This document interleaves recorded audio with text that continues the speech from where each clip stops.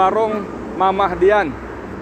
Saya mendengar informasi dari orang lain yang saksi. Dia saksi mata, ya. Saksi mata kejadiannya malam itu. Dia sedang nunggu di sini. Nah, ini toilet. Kamera toilet, ya. Toilet di sini. Dia di sini. Jadi menurut dia, orang tadi yang barusan ngobrol saya tadi, saya salat zuhur sebentar, ya. Sekarang jam 14 kurang 13.55.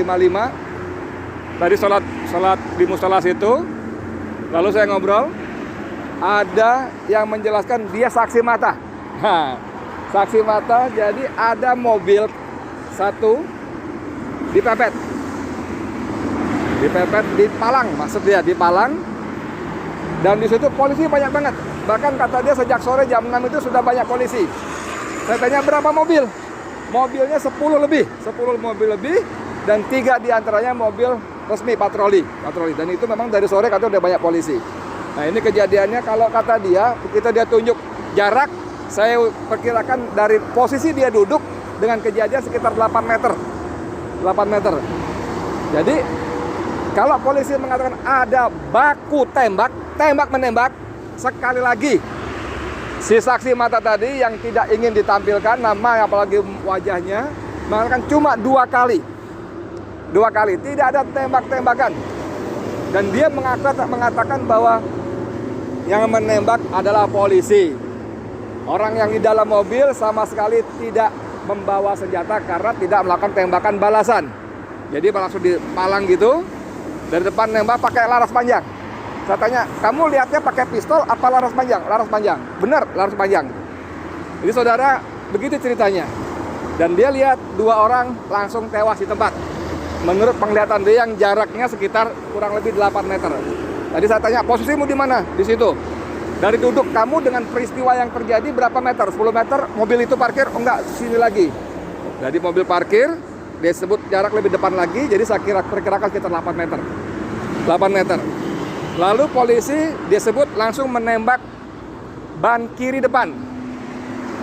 Langsung nempel, dor. Ban kiri depan, tujuannya supaya mobil tidak kabur. Nah saudara, kalau polisi menarasikan satu terjadi baku tembak, sekali lagi dari 2 dan narasumber lain yang saya hubungi tadi beberapa kali wawancara, tidak ada baku tembak.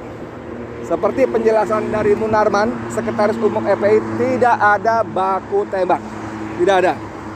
2 sumber pertama di depan tadi saya tanyakan juga cuma meninggal 2 kali tembakan. Sumber yang dekat lokasi sini, kamera, ya, dia ada di sini, kejadiannya sekitar di sini, juga cuma 2 kali tembakan. Tidak ada baku tembak.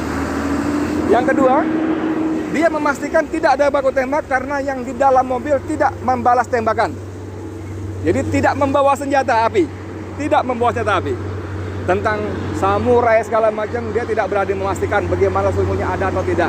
Karena dia juga tidak boleh mendekat. Tapi dia menambahkan seperti keterangan sebelumnya, bahwa orang-orang sekitar sini yang datang mendekat memang diusir. Tidak boleh, menjauh. Ada teroris katanya. Bagaimana kondisi berikutnya? 2 orang ditembak. Lalu kira-kira saya ada datang ambulan.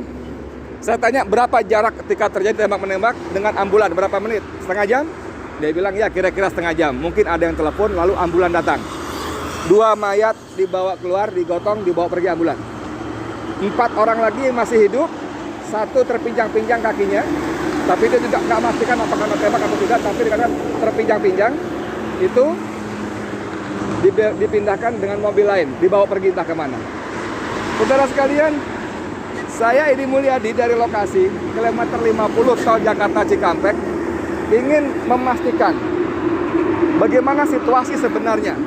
Apakah benar cerita dari versi polisi yang langsung disampaikan oleh Kapolda Metro Jaya Fadil Imran, atau versi FPI seperti disampaikan oleh Munarman dan Ketua Umum FPI Kiai Sobri Lubis. Walaupun lebih banyak Munarman yang menyampaikan.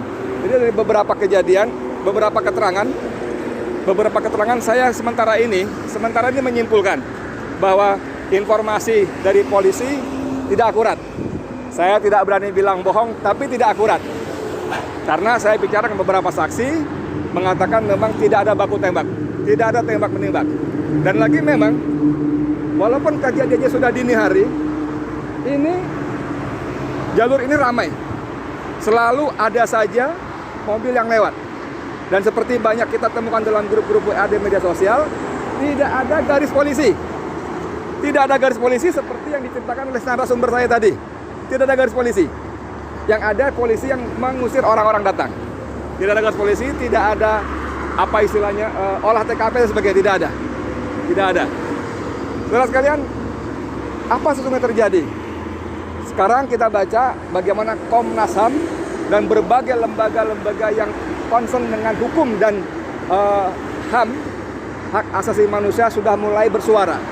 Ini diduga kuat ada abuse of power, ada penyimpangan kekuasaan, ya.